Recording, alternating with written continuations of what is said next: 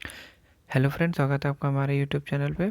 हम आपको बताने वाले हैं कि एमबीए की second unit writing, written communication या राइटिंग, लेटर राइटिंग, इसके बारे में बता रहा है। आप यहाँ पे देख सकते हैं, राइटिंग इज द फीलिंग और the importance of the part of the communication लिख सकते हो। जो जो मैंने आप यहाँ पे लिख सकते हो।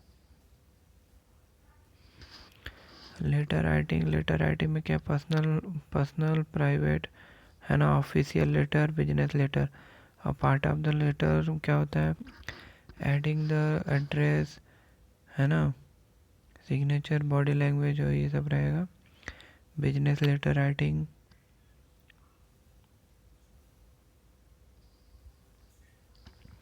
बिजनेस लेटर क्या होता है, short to the point, point to point रहेगा।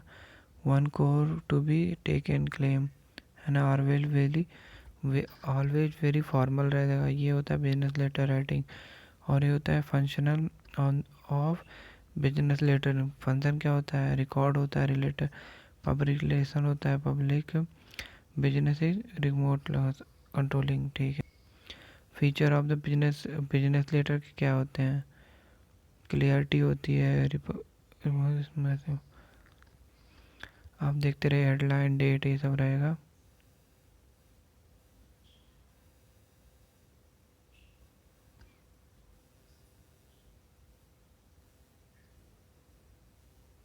इफेक्टिव कम्युनिकेशन,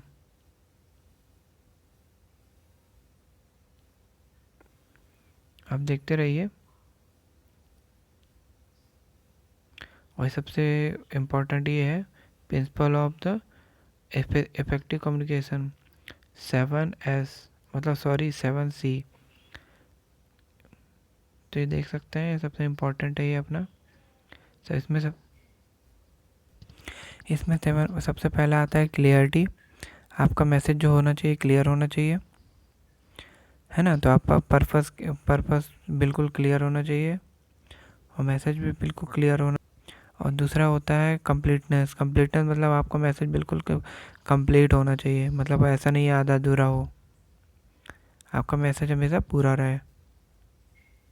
आप ऐसे समझ सकते हैं जैसे कि आप किसी शॉप में गए, तो वो आपको पूरी डिटेल नहीं दे पा रहा है, आधी अधूरी बात ही बताया, है ना। तो उससे आप बोले कि आप नहीं ले पाते, क्योंकि आपको इन्फॉर्मेशन आपको कंप्लीट नहीं दे रहा है। नेक्स्ट आता है कॉन्सियसनेस। इसमें वर्डिंग होता है least possible of the word, मतलब मिनिमम वर्डों का यूज किया कर होता है कॉन्सियसनेस, है ना। मतलब पहले क्या होता था, पहले के ज़माने में पेजर में इसके टेली टेलीग्राम के थ्रू, ये सब के थ्रू आपको भेजा जाता था ना। तो उसमें मिनिमम वर्डिंग के हिसाब से भी आपको पैसे लगते थे। तो इसलिए इसे least of the possible of words, short message हमेशा जल्दी, कभी देखा होगा छोटा वीडियो को ज़्यादा बार देखा जाता है, तो इसलिए हमेशा छोटा वीडियो बनाया जाता है। तो इससे आप समझ सकते हैं। नेक्स्ट आता है consideration. Order to communicate effective of the sender should be think and look from the receiver angle, ensure that the first respect of the audience, maintain the emotional और harm the harm, है ना। Next होता है concreteness, मतलब एक तरह से देखा जाए तो ठोस हो, मतलब ठोस, पर इसमें यहाँ पे होता है टू द पॉइंट, फैक्चुअल, बिल्कुल टू द पॉइंट बातें हो, है ना, फैक्चुअल होना चाहिए, स्पेसिफिक फिगर, है ना। तो ये आप लिख सकते हैं। अब आता है करेक्टनेस, मतलब इसे आप समझ सकते हो जैसे कि आप कोई गलत वर्ड यूज नहीं कर रहे हो, है ना, कोई ग्रामेटिकल एरर तो नहीं है, ये सब आपका ध्यान रखते हो। अब नेक्स्ट आता है, इसका मतलब होता है फ्रेंडली एंड हेल्पफुल।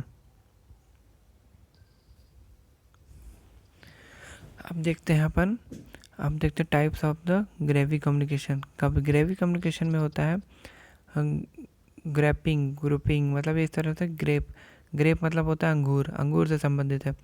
तो जैसे ही आप ये सिंगल स्टैंड चेन क्या होता है, अगर ए से स्टार्ट किया और डी तक जा रहा है, तो ये कहलाता है अपन फ्लो। जैसे मान ले मैं अपने एक फ्रेंड को, शुभम को बता रहा हूँ, शुभम गौतम भाई को बता रहे हैं, मतलब एक तरह से चेन रिएक्शन चली आ रही है। तो ये इसका मतलब होता है flood the straight line message in the order and sequence top to bottom, ये सब बोल सकते हैं। एक फिर नेक्स्ट आता है गॉसिपिंग। गॉसिपिंग में क्या होता है?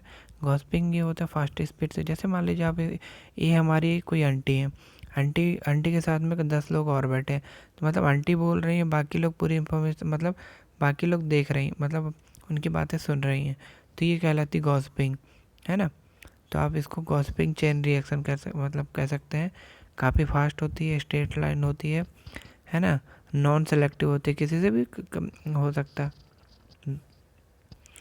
फिर आता है क्लस्टर। क्लस्टर क्लस्टर मतलब ग्रुपिंग बना के। अब इसमें तो मैंने जयो का एग्जांपल दिया हुआ है।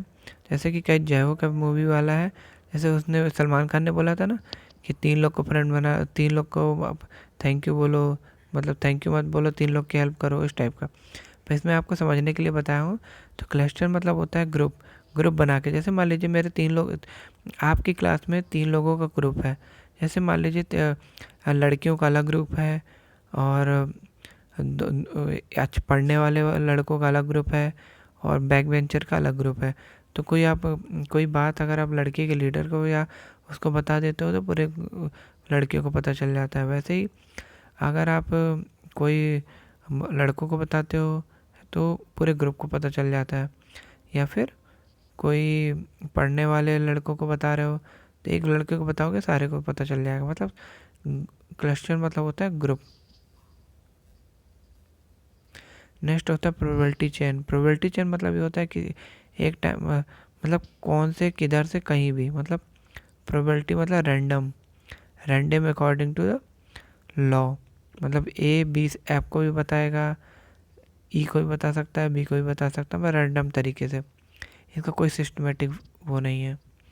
तो आई होप आपको मैंने छोटे वीडियो में कई चीज़ें मैं ऐड करने की कोशिश करी थी। Thank you, thanks for watching.